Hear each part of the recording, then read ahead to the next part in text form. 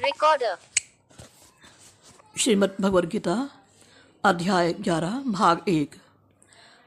अर्जुन बोले, मुझ पर अनुग्रह करने के लिए आपने जो परम गोपनीय अध्यात्म विषयक वचन अर्थात उपदेश कहा, उससे मेरा यह अज्ञान नष्ट हो गया है। क्योंकि हे कमल नेत्र, मैंने आपसे भूतों की उत्पत्ति और प्रलय विस्तार पूर्वक सुने हैं तथा आपकी अविनाशी महिमा भी सुनी है। हे परमेश्वर, आप अपने को जैसा कहते हैं यह ठीक ऐसा ही है, परंतु हे पुरुषोत्तम, आपके ज्ञान, ऐश्वर्य, शक्ति, बल, वीर्य और तेज से युक्त ईश्वर रूप को मैं प्रत्यक्ष देखना चाहता हूँ। हे प्रभु, यदि मेरे द्वारा आपका वह रूप देखा जाना शक्य है, ऐसा आप मानते हैं, तो हे योगेश्वर, उस अविनाशी स्वरूप का मुझे दर्शन कराइए।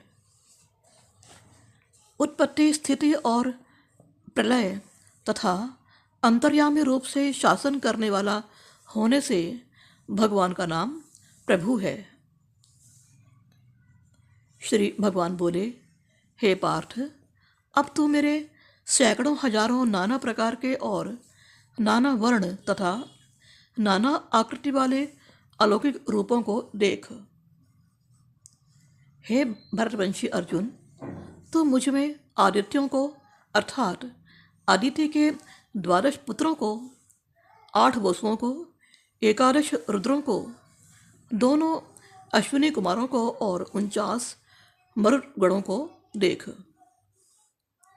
तथा और भी बहुत से पहले ना देखे हुए आश्चर्यमय रूपों को देख। हे अर्जुन, अब इस मेरे शरीर में एक जगह स्थित चराचर सहित संपूर्ण जगत को देख तथा और भी जो कुछ देखना चाहता हो सो देख। निद्रा को जीतने वाला होने से अर्जुन का नाम गुडाकेश हुआ था, अर्थात जिसने निद्रा को जीत लिया हो उसका नाम अर्जुन यानी गुडाकेश। परंतु मुझको तो इन अपने प्राकृत नेत्रों द्वारा देखने में निस्संदेह समर्थ नहीं है, इससे मैं तुझे दिव्य अर्थात अलौकिक चक्षु देता हूँ।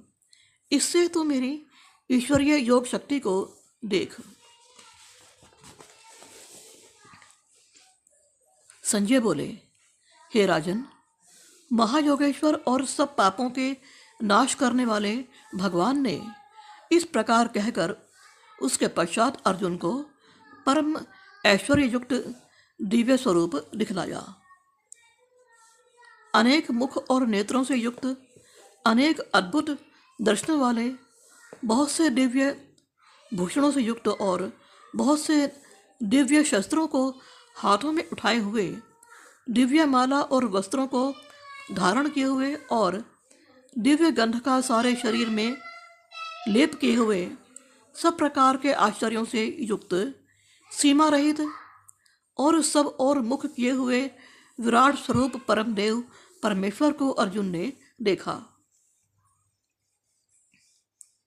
आकाश में 1000 सूर्यों के एक साथ उदय होने से उत्पन्न जो प्रकाश हो, वह भी उस विश्वरूप परमात्मा के प्रकाश के सदृश कदाचित ही हो।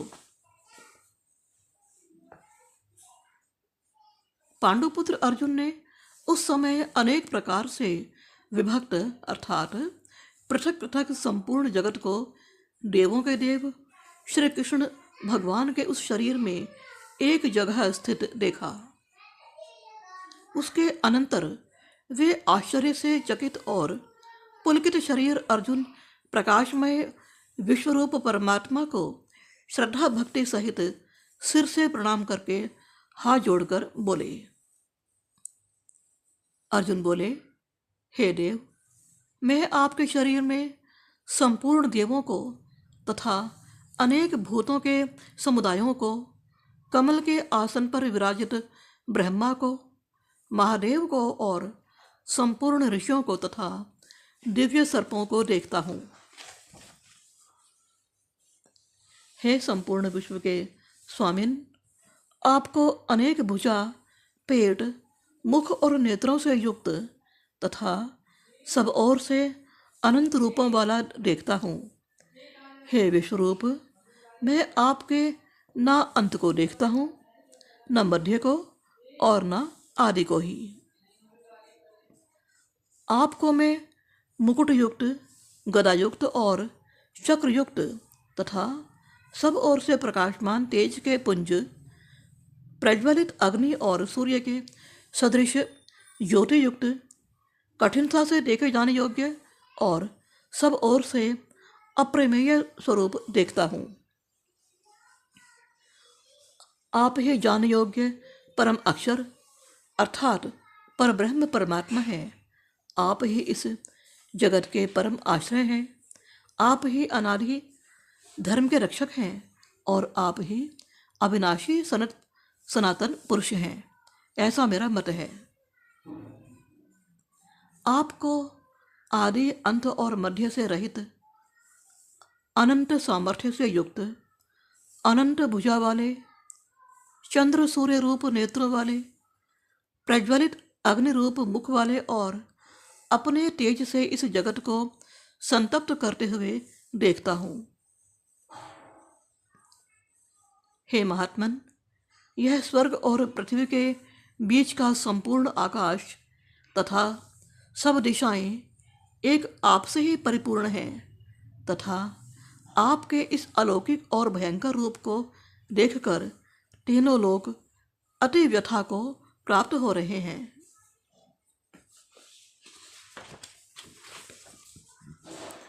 वे ही देवताओं के समूह आप में प्रवेश करते हैं और कुछ भयभीत होकर हाथ जोड़े आपके नाम और गुणों का उच्चारण करते हैं तथा महर्षि और सिद्धों के समुदाय कल्याण हो, ऐसा कहकर उत्तम उत्तम स्तोत्रों द्वारा आपकी स्तुति करते हैं। जो 11 रुद्र और 12 आदित्य तथा 8 वसु, साध्यगण, विश्वदेव, अश्विनी कुमार तथा मरुदगण और पितरों का समुदाय तथा गंधर्व, यक्ष, राक्षस और सिद्धों के समुदाय हैं, वे सब ही विस्मित होकर आपको देखते हैं। ओम नमः शिवाय। अध्याय 11 का पहला भाग संपन्न होता है। अगला भाग शेष अगले अंक में। पूर्ण बटन